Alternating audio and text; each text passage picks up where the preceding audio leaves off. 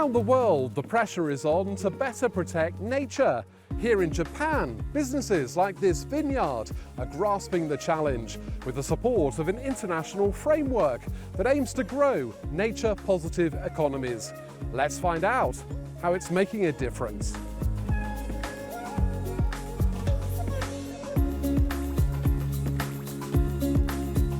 Located near Ueda in central Japan, the Château Mercian Mariko vineyard and winery is home to 8 grape varieties, making for a busy harvest time when they're transformed into wines for the Japanese market and beyond.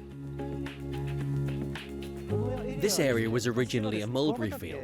This area used to have a thriving sericulture industry, where silkworms were raised and thread was spun. But as the sericulture industry gradually declined, the mulberry fields were no longer used and became a wasteland. The vineyard transformed the landscape. Now grassland and plants have returned, helping to boost some endangered species. When a lot of plant diversity returns, the insects that feed on it, such as butterflies, also return and increase in number. This means that the land is becoming an area that creates diversity for both plants and insects.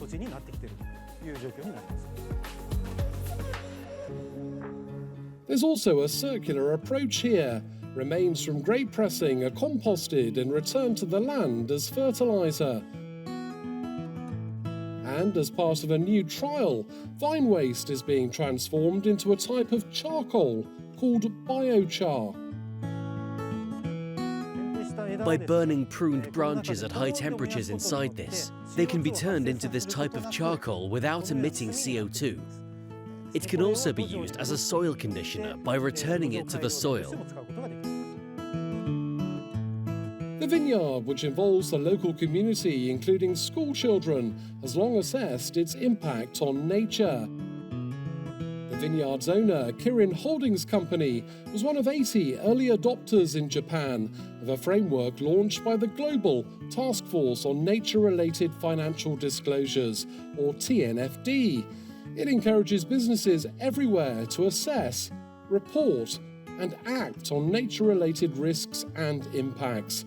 The overall aim is to get more data for businesses and investors, creating new commercial opportunities and shifting global capital to more positive outcomes for nature.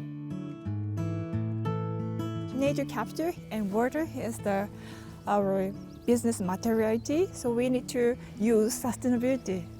That is the reason why we should try to disclosure in TNFD. This is a very special nature because it needs human activities. It is not a nature like Amazon. Elsewhere, here in Tokyo and across Japan, those signed up to the disclosure framework represent 30 sectors, from construction to ICT. The global and large companies should take a lead and support the mid-sized and small companies to help them to assess their risks and also to support them to find the opportunities in the nature-positive business. The disclosures framework comes amid efforts to realise goals from the COP15 Biodiversity Summit 2 years ago. The aim is to put 30% of the planet and 30% of degraded ecosystems under protection by 2030. Without nature, we have nothing. For this Tokyo professor, putting a price on nature is key to its protection. The investment in nature, safeguarding nature, is not rewarded under the economic system. If we were able to put the monetary value on natural capital, and people started to see it's a kind of opportunity, business opportunity, to invest in those activities, that's the shift of the new economic system. Nature-positive economies are a focus for the Global Organization for Economic Cooperation and Development. This year, its Ministerial Council is chaired by Japan as the country looks to further build on its nature-positive contribution.